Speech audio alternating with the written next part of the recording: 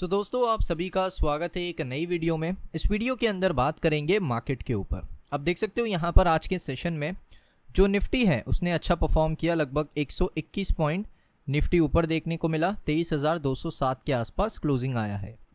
उसके अलावा अगर हम बात करें यहाँ पर, मैंने आपको जैसे कल की वीडियो में बताया था कि निफ्टी को लेकर जो सेंटीमेंट्स है वो थोड़े नेगेटिव है, लेकिन यहाँ पर सबसे अच्छी चीज़ क्या हुई कि कल यहाँ पर जो डाउ जोन्स है, अगर आप देखोगे इसको ध्यान से, तो 358 पॉइंट ऊपर गया। यहाँ पर जो डो जोन्स है उसने अच्छा परफॉर्म किया कल के सेशन में। कुछ यूएस के स्टॉक्स ने भी अच्छा परफॉर्म किया। कल यहाँ पर आप कह सकते हो रात में जब यूएस का मार्केट ओपन हुआ तो वहाँ पर एक अच्छा परफॉर्मेंस आपको देखने को मिला यूएस मार्केट के अंदर। डो जोन्स ने अच्छा परफॉर्म किया, उसके अलावा हमारे निफ्टी ने अच्छा परफॉर्म किया, सेंसेक्स ने अच्छा परफॉर्म किया। लेकिन यहाँ पर इसके पीछे वजह क्या है, रीज़न क्या है, तो मैं आपको यहाँ पर आज की इस वीडियो में इसका रीज़न बताने वाला हूँ कि किस वजह से जो मार्केट है हमारा उसने अच्छा परफॉर्म किया है। सबसे पहला रीज़न तो आपने देख लिया कि डो जोन्स को रिफ्लेक्ट किया है, ये सबसे पहली चीज़ हुई है। उसके अलावा दूसरा जो बड़ा अपडेट है वो आ रहा है सीपीआई डेटा, जो कल यहाँ पर आपको देखने को मिला है। सीपीआई डेटा मैं आपको दिखाना चाहता हूँ, यहाँ पर ध्यान से देखना। जनवरी 13 यहाँ पर डेट आपके सामने है। कल जैसे मार्केट क्लोज हुआ है ये डेटा अवेलेबल हुआ है। जैन 13 2025 4 बजे के करीब ये डेटा आ गया था। एक्चुअल अगर आप देखोगे 5.22% है और फोरकास्ट में था कि 5.30% आएगा। तो सीपीआई डेटा रिफ्लेक्ट करता है इन्फ्लेशन को, सभी को पता है।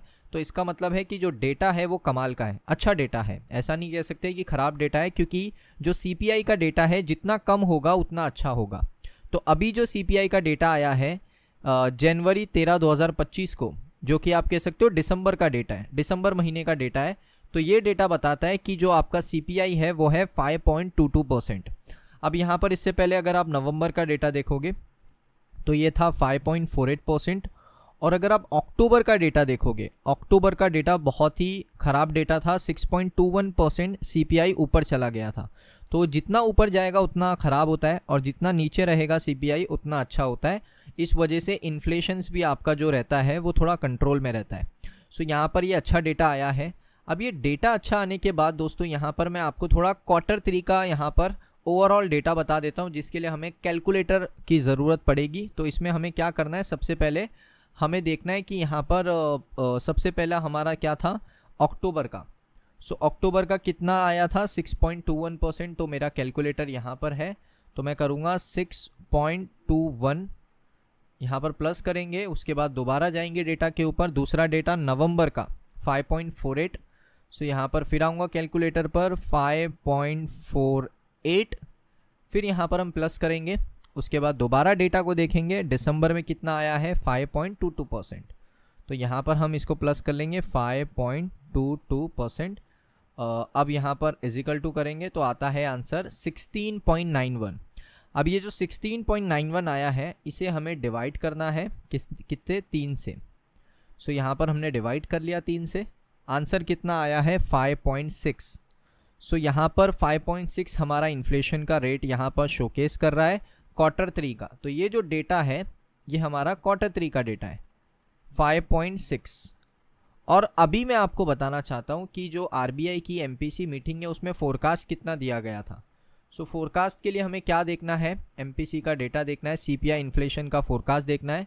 तो देखिए यहाँ पर बहुत बार क्या हुआ है, सरकार ने भी जो आरबीआई है उसको बहुत बार बताया है कि आप जो फोरकास्ट का डेटा बताते हो ना, फोरकास्ट का मतलब क्या होता है, एक प्रिडिक्शन होता है कि भाई इतना आ सकता है।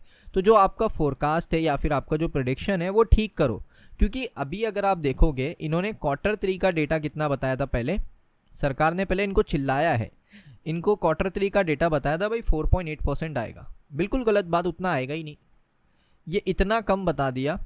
अब यहाँ पर सरकार ने इनको थोड़ा चिल्लाया है, सरकार ने कहा है कि हमें जो डिपार्टमेंट है उनको जवाब देना पड़ता है, हमें असेंबली के अंदर ये सारी चीज़ें पॉइंट्स काउंटर करने पड़ते हैं, क्योंकि जो ओपोनेंट पार्टीज होती है वो हमेशा यही सवाल उठाती है कि आपकी गवर्नमेंट के अंदर जो आरबीआई है वो फोरकास्ट का डेटा हमेशा गलत देती है, आता कुछ है, आप लोग की थिंकिंग कुछ है। क्योंकि देखिए आरबीआई रिप्रेजेंट कर रहा है करंट गवर्नमेंट को। अगर ये लोग कह रहे हैं फोरकास्ट के अंदर कि 4.8% आएगा और आता कुछ और है, तो फिर बात गड़बड़ हो जाती है कि आप लोग बहुत ही गलत सोच रहे हो।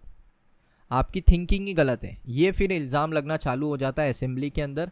सो इसी वजह से अगर आप देखोगे इस बार थोड़ा फोरकास्ट का डेटा इन्होंने अच्छे से कैलकुलेट करके दिया है।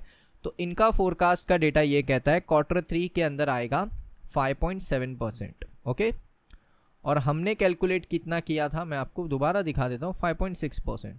तो फोरकास्ट के मुताबिक डेटा बिल्कुल एक्यूरेट है। तो फोरकास्ट इस बार अच्छा दिया। पहले इन्होंने 4.8 कहा, फिर सरकार ने कहा इसको ठीक करो, इतना नहीं आने वाला, सरकार की थिंकिंग वहाँ पर अच्छी थी। तो इन्होंने 5.7 किया कि Q3 में 5.7 आएगा। तो अभी हमने कैलकुलेट जब किया 3 महीने का, तो हमारे पास आंसर आया है 5.6%।